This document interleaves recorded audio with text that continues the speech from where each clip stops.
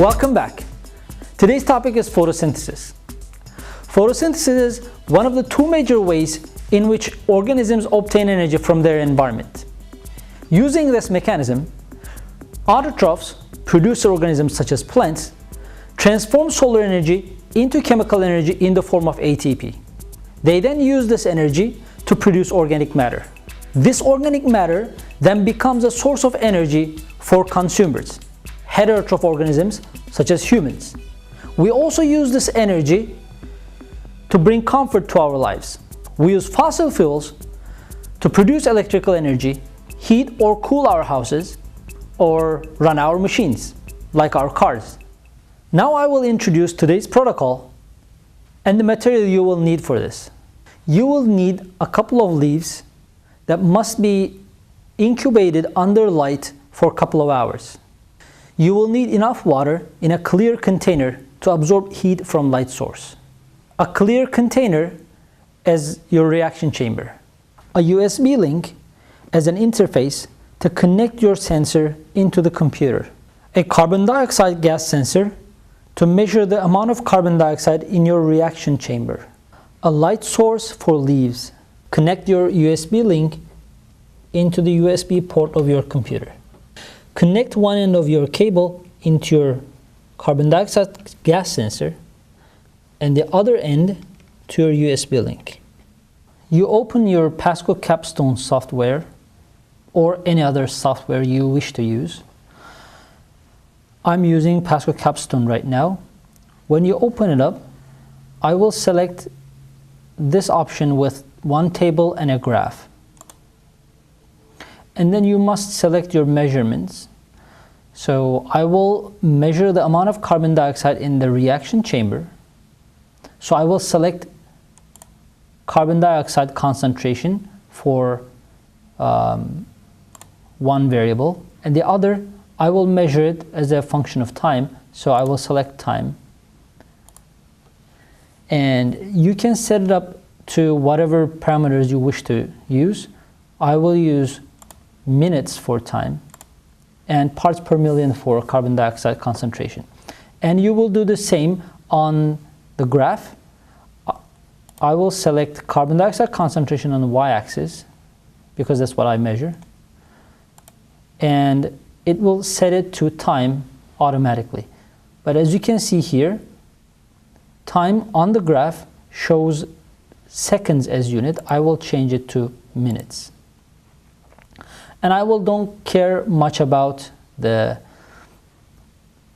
scale of the graph because I can easily auto-scale the graph by hitting just one button after data collection has started. Now I will change my data collection parameters by clicking on Recording Conditions button here. So I want data collection to start in 1 minute after I set up my experiment because I want things to adjust. So I will select time-based starting condition and I will set it to 60 seconds, which is 1 minute. And for stop condition, I wish to continue data collection for 5 minutes, which makes 300 seconds. So I will select time-based again and I set it up to 300 seconds, which means when I start record button, it will wait 1 minute before starting data collection, and it will continue data collection for 5 minutes as soon as it starts collecting data. And then I will also change the frequency at which data is collected. It is shown as hertz right now. By clicking on this down button, I will change it into seconds. And I will set it into 15 seconds. That means it will collect data every 15 seconds. Yeah, this is how I set up the software for this experiment. You can change the parameters as you wish based on your protocol. I'm going to place these leaves into the reaction chamber. I selected 2 of the leaves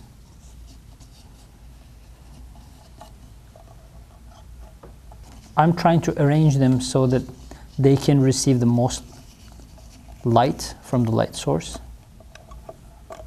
I will calibrate the carbon dioxide gas sensor by pressing on this button. It's flashing right now. This light on the calibration button is flashing right now. When I press on it, about like 3 seconds, it will stop flashing, and I will wait until it starts flashing again. That means calibration is completed. So now it's not flashing, and when it starts flashing again, that means calibration is completed. I will bring my heat sink in front of my reaction chamber so I can prevent my reaction chamber from heating by my light source. And then I will bring my light source to a certain distance from my reaction chamber. It is not very important for me right now, but it will be important. The distance between the light source and your reaction chamber will be important for your studies. Plug in your carbon dioxide gas sensor into your reaction chamber and make sure that your carbon dioxide gas sensor fits nicely to your reaction chamber and seals it completely, so you don't have any carbon dioxide gas entering in the reaction chamber or leaving the reaction chamber and interrupting your results. And I will also support this carbon dioxide gas sensor using my USB link, because otherwise it will tip over. Now I will turn on my light source and then start data collection.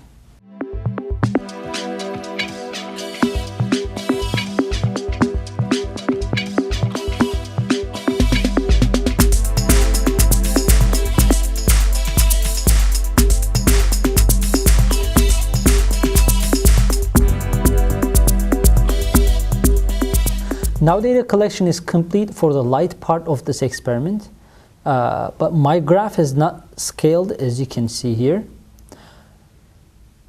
In order to put it into scale, I will just click on this button so it will be scaled automatically. And as you can see, there is a nice decrease in the first 4.5 minutes of the experiment, and then it suddenly decreased. I don't know why. Now I'm going to use the same setup by just covering it with some aluminum foil to simulate a dark environment. I will keep everything the same, including the light source. You could turn it off, but I will just keep it the same. And just cover my reaction chamber with the aluminum foil and start data collection using the same setting. I will cover all of the sides of the reaction chamber, making sure that no light is going into the reaction chamber. And then I will start data collection. It will keep my first run and give me a second run with a dark application, and then I will be able to compare both treatments. So I will just go ahead and click record, and it starts my second run with dark treatment.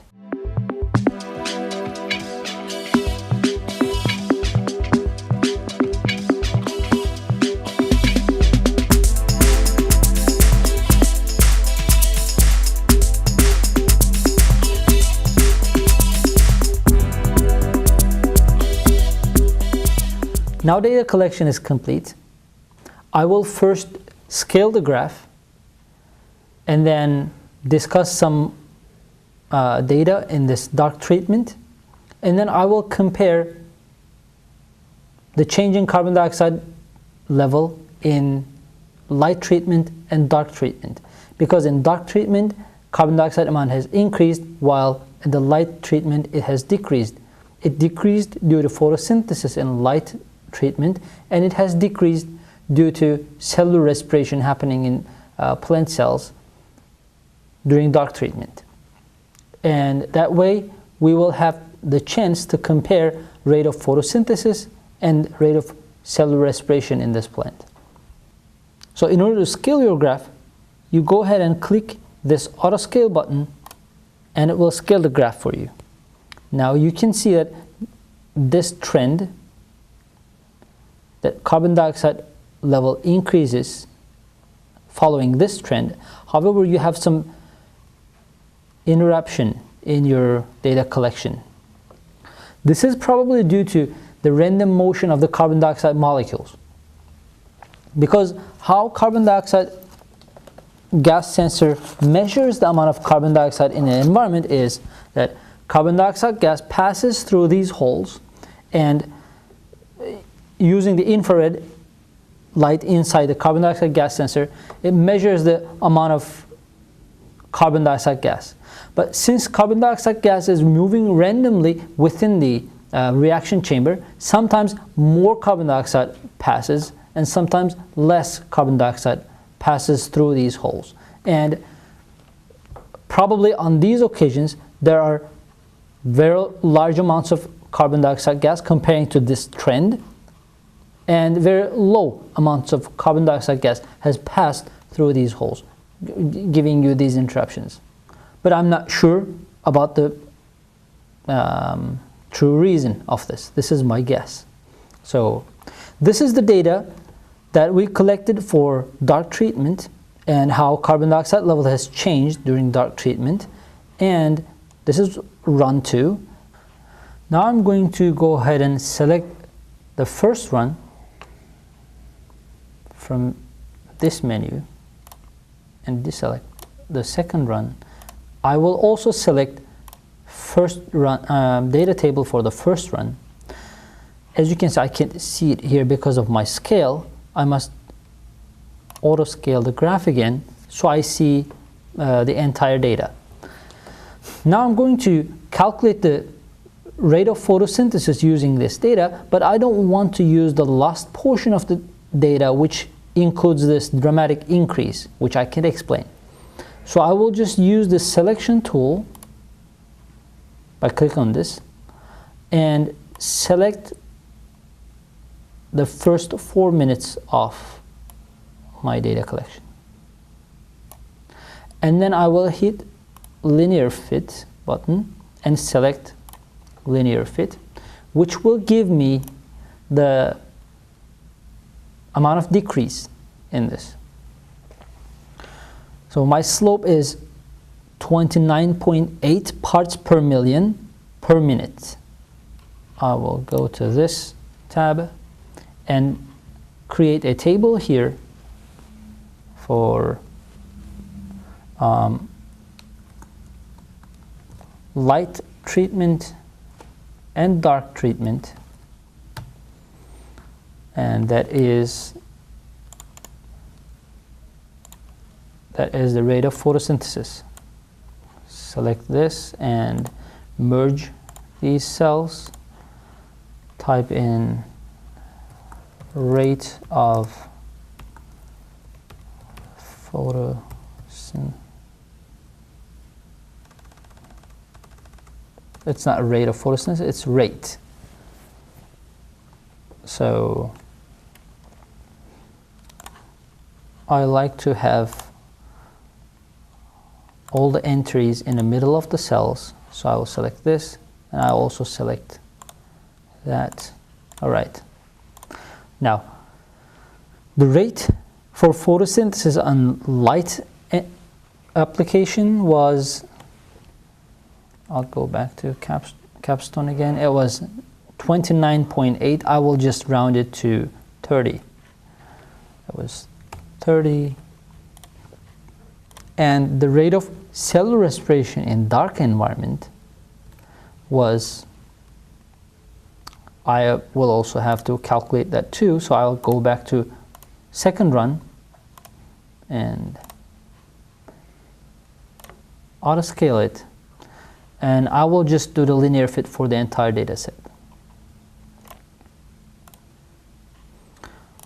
And my the slope of my linear fit line, or best fit line, is 2.22, and I'll just round it to 2 and enter 2 parts per million per minute as the rate of cell respiration in a dark treatment. And in order to compare light and dark treatments, I will create a bar graph. Insert chart.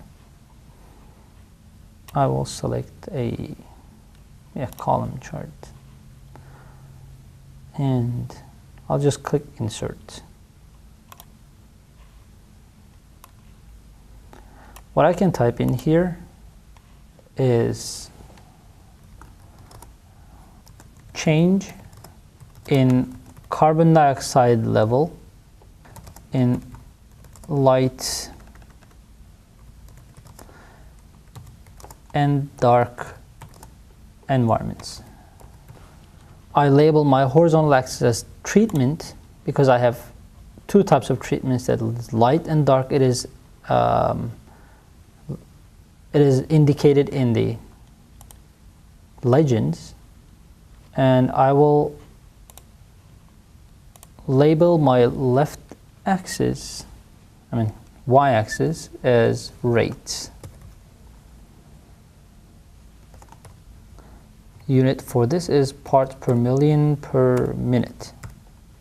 You can do even more comparisons by calculating the gross rate of photosynthesis, because what you measured here is the net rate of photosynthesis, because the organism that was in the light treatment was doing both photosynthesis and cellular respiration.